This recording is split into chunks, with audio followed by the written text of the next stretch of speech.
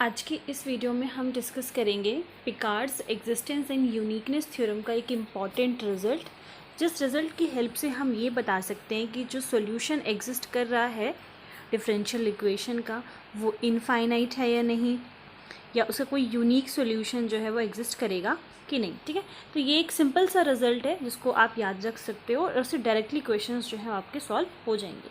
तो देखिए कंडीशन क्या है इस थ्योरम के अकॉर्डिंगली। अगर मान लीजिए हमारी डिफरेंशियल इक्वेशन है D Y by D X is equals to function है हमारा एक्स वाई की फॉर्म में।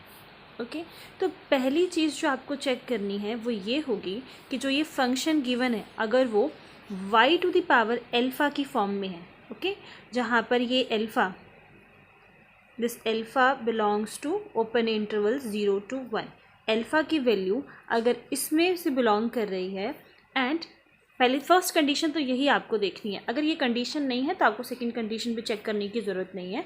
तो सेकंड कंडीशन में क्या है कि अगर आपको जो कंडीशन दी हुई है 0 पर वैल्यू y ऑफ 0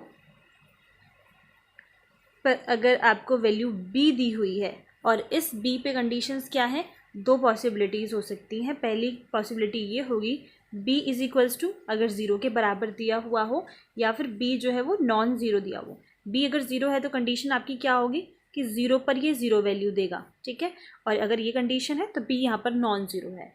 इस वाले केस में आप डायरेक्टली बोल सकते हो कि जो सोल्यूशन हमारे पास एग्जिस्ट करेगा it will be infinite. So infinite solution होगा y 0 पर जो है 0 वैल्यू देगा, और अगर नॉन ज़ीरो है then solution will be unique.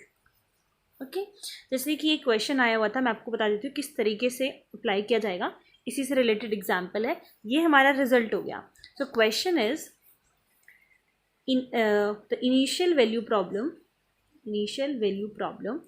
y dash is equals to y to the power 3/5 ऐसे लिख लो, या फिर और dy by dx is equals to y to the power 3/5, and जो कंडीशन हमें दी हुई है that is y of 0 is equals to b।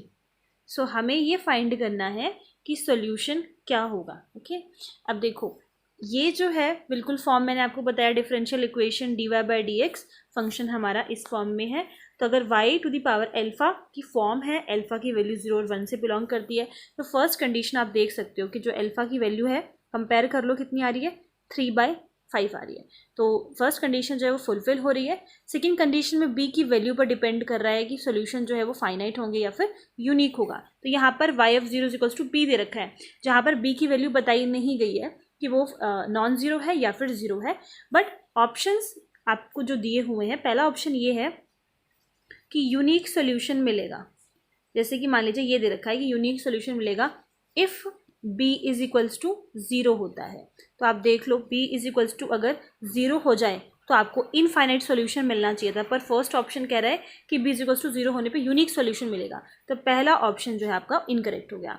Second, मान लीजिए अगर ऑप्शन में दिया हुआ है कि कोई सॉल्यूशन नहीं मिलेगा, no solution if b is equals to 1, but अगर b इज इक्वल्स टू 1 होता है या फिर b की वैल्यू नॉन ज़ीरो होती है तो हमें ये पता है कि यूनिक सॉल्यूशन मिलता है, बट ये कह रहा है कि कोई सॉल्यूशन ही नहीं मिलेगा। तो सेकेंड ऑप्शन भी इसमें इनकरेक्ट हो गया।